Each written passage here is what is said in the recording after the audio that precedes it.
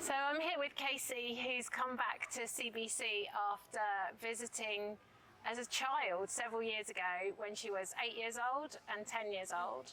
So Casey, what's it been like to come back to CBC after all these years?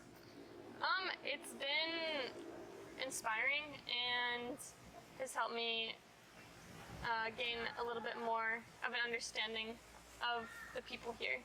I guess when, to say it plain, when I was younger and still am a very shy and timid person. So being younger and coming when I was 7 and 10, I didn't really interact with any of the teachers or adults.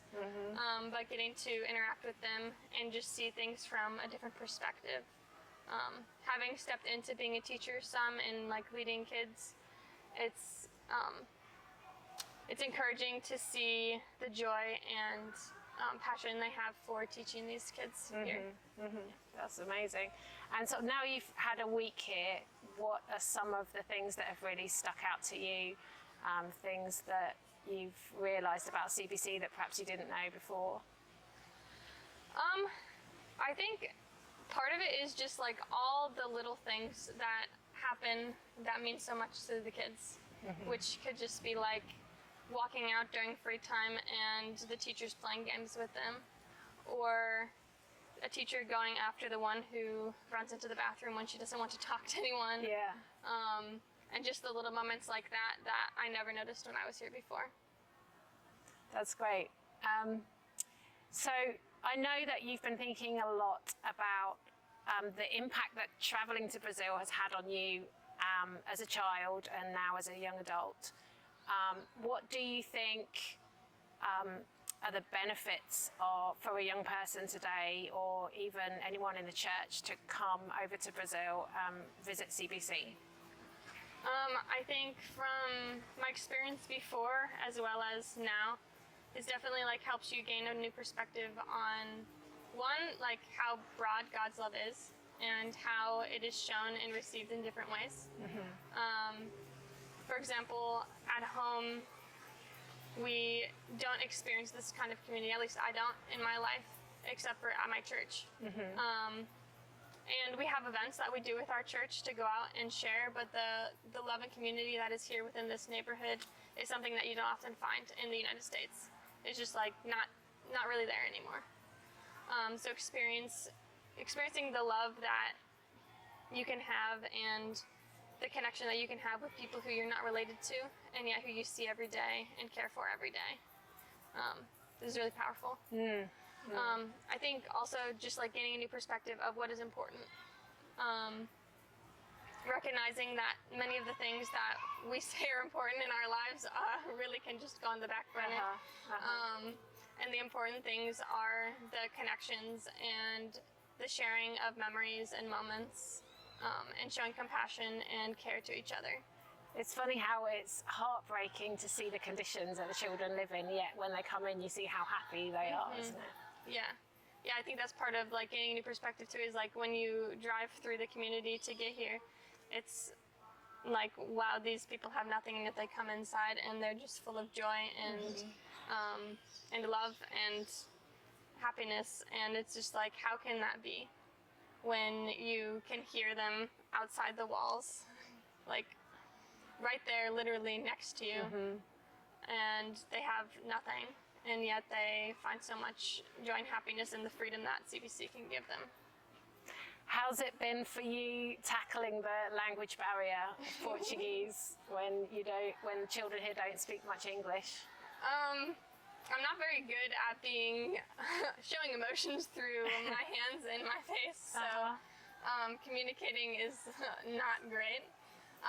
They get more excited when they get to teach me phrases in Portuguese. I'm not quite sure exactly what they all mean. I can get some of the words.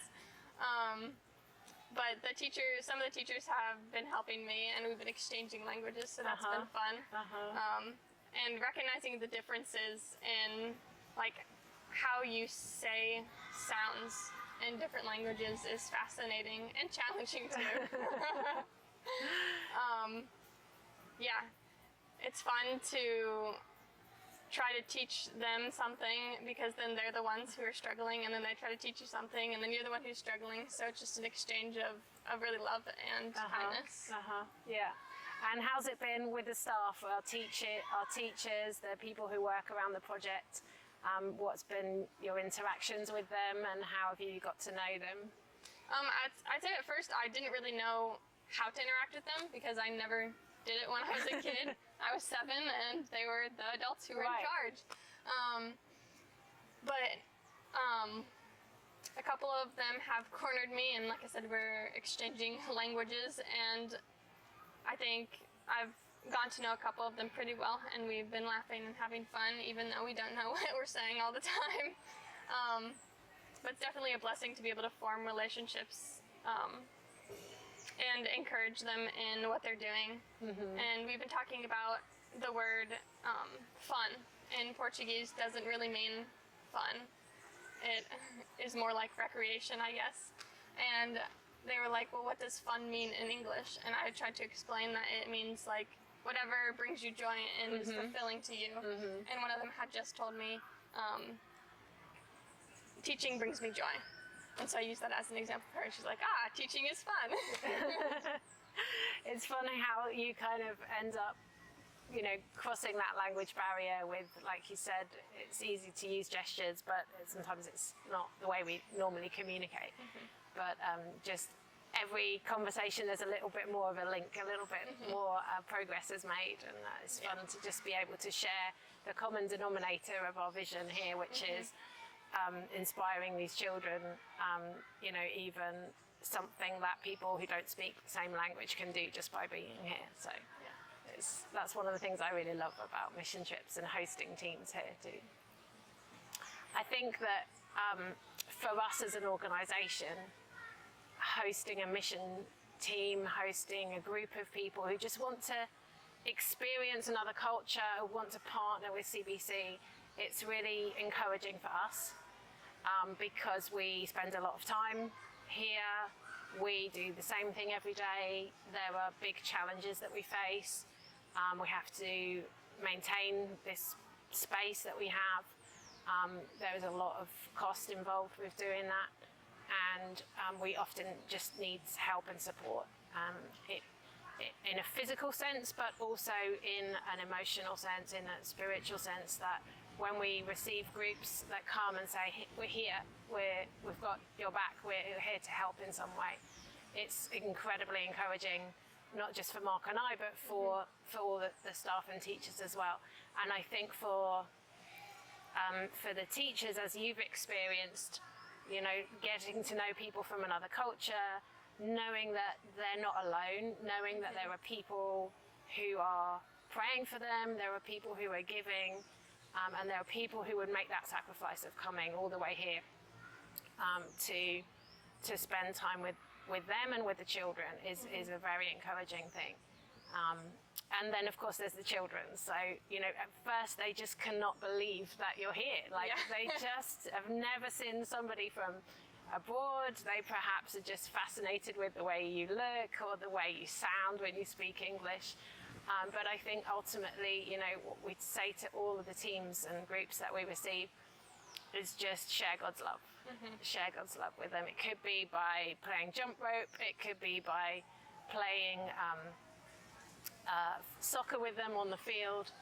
There are so many ways that we can express God's love, sharing our talents. So, for example, when we had a team here that came and built the playground, which is in front of us, the children just watched with awe, and they said, Chia, why are they not on the beach? Why do they come all the way here and they're not on the beach?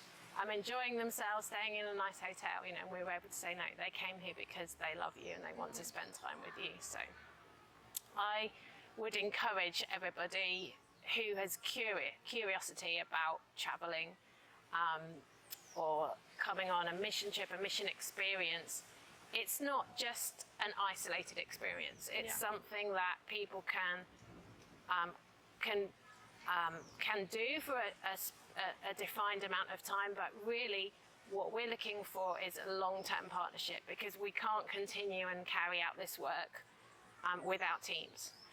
And we do hope that by experiencing what we do firsthand, people can go back to the States and share that with their church, and just have a little bit more understanding about what it takes to share God's love in a community like this and really make a difference. We're not kidding ourselves and thinking that people can make a difference overnight, because it takes years and years.